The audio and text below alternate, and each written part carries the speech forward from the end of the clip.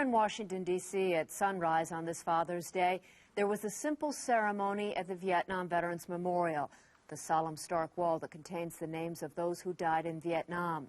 Well, many of them, of course, were fathers.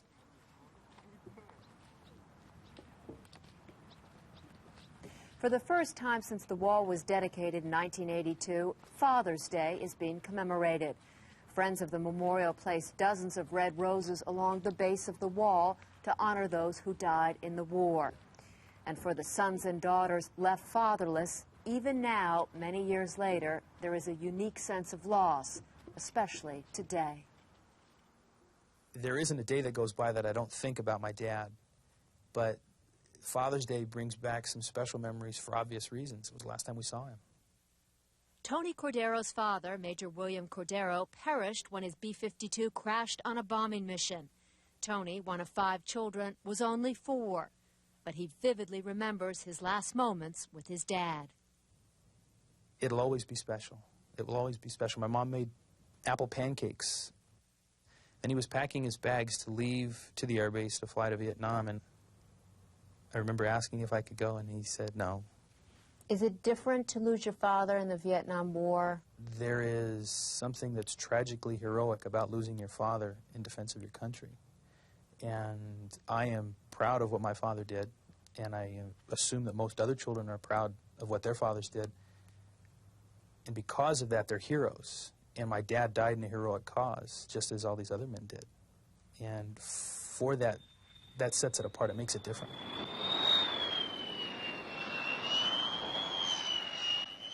Sherry Masterson understands what Tony is feeling, but unlike him, she lives from day to day with uncertainty and confusion. Her father, Lieutenant Colonel Michael Masterson, has been missing since 1968 when his plane disappeared over Laos. 20 years later, she doesn't know whether he is dead or alive. I have no idea. I might not ever know until I do die myself. That's really the only way I might know, unless something does happen if they did receive his body or his remains. And I knew for sure that they were his remains. Then I might be able to rest in peace. But beyond that, there's always that little tinge where you think he might still be alive. So you're never at peace? Never. No. Never with that. John Ansel III was born 4 months after his father was killed. His dad volunteered for Vietnam and died on a reconnaissance patrol with the 101st Airborne. At age 20, John has already outlived the father he never knew. As often as he can, he goes to the Vietnam Memorial to try to find some answers. Depressing sight. There's just rows and rows and columns upon columns of names, and it seems like in the end what their goal was not reached. But it doesn't seem like they accomplished that much, and that to me seems absurd. I mean, that you could send people to die and you don't know why. You like to come for a walk out here? Tony has never been to the wall. Part of him is afraid of what that experience might be like. But he says in due time he'll go there with his wife and 2 daughters who are just beginning to learn about their grandfather. It was kind of sad, but the plane crashed. And that's how my daddy died. That's how my daddy died. But in the meanwhile, he desperately wants to find others like himself who lost their fathers to the Vietnam War. I think my wildest imagination would be some massive picnic where people could just get together and hug and cry and share their feelings. Everybody's going to have a different story, but they're all going to be the same somehow. Sherry Masterson is already in touch with other children whose fathers are still missing, and she is determined to resolve the issue of the 2,300 servicemen unaccounted for in the war. I have all of his pictures around the house. Michael Masterson still dominates her life. Her home is filled with mementos, his notebooks, It even smells old. his flight suit, I've worn it a few times. and the tapes he sent home to his family. And hi to Sherry, too. How's my little gremlin today? Happy to hear that the pajamas fit you. I wasn't real sure on your size on that. I had to kind of guess there. Short thing. And then when I get back in April, we'll all get together and have lots of fun and try to go all kinds of places and have good times together. You visited the Vietnam War Memorial in Washington. Mm-hmm. What was that like for you? It was very powerful, much more so than I thought it would be. I saw my dad's name. I didn't think it would affect me. And when I had touched it, it just hit me. And I started to cry. And I thought, well, whether he is dead or alive, I've just made contact with him. And I knew it. Do you wish you were able to let go? Yes. Yes.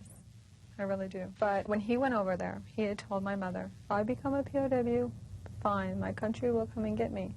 But if I become missing in action, you find out what happened to me. I think he had a feeling. I think he really knew. And that's why. It's something he had asked us. So you're carrying out your father's request? Mm-hmm. Yeah. And emotionally, I have to. I can't just let go. You're bitter? Yeah, at times I am, yes.